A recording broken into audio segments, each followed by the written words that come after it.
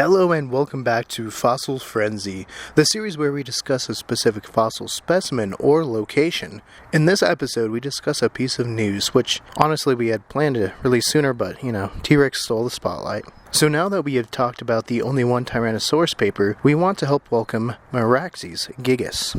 Better late than never, right? The news on the finding of Meraxes gigas was published on July 7, 2022 in Current Biology. This report, New Giant Carnivorous Dinosaur, reveals convergent evolutionary trends in theropod arm reduction, helped describe the new dinosaur which had originally been uncovered in 2012. After discovery and before its formal description, Meraxes was referenced as a Campanus Carcharodontosauride. The holotype MMCH-PV65 included a nearly complete skull, pectoral and pelvic elements, partial forelimbs, complete hindlimbs, some ribs, cervical and dorsal vertebra, a sacrum, and several complete caudal vertebrae. I'm sure by now, if you're a fan of Game of Thrones, or at least A Song of Ice and Fire, then where the name Meraxes came from is clear. For those of you who don't know, Meraxes was a dragon within the series.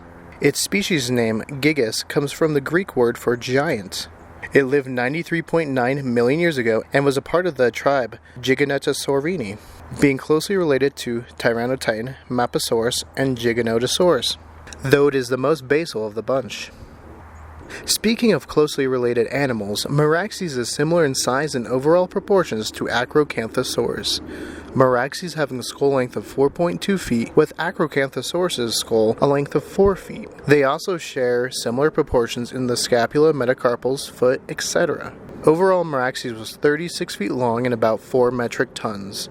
As the name of the paper implies, Meraxes helped shine more light on the convergent evolution of arm size to skull size ratio, which is what most news articles ran with, usually stating new dinosaur with T-Rex sized arms found. While it did show that reduced forelimbs evolved in 4 different lineages, Carcharodontosauridae, Abelisauridae, Alvarezsauridae, and most famously, Tyrannosauridae, I honestly feel like there are also 2 really cool findings that sometimes get lost by the mainstream. One being how osteohistological analysis of the holotype suggested the individual could have been up to 50 years of age when it died. This would make it the longest lived theropod yet known. Studies also suggested that its growth was slower than other theropods, with the Meraxes holotype suggesting Carcharodontosaurids reach maturity between 30 and 40 years of age. Finally, the second portion that intrigued me was a large claw on the second digit of the foot. This rather sharp claw with a ventral ridge is just one of the many characteristics that help distinguish Meraxes. But it does open the mind to possibilities of how Meraxes could have been using it.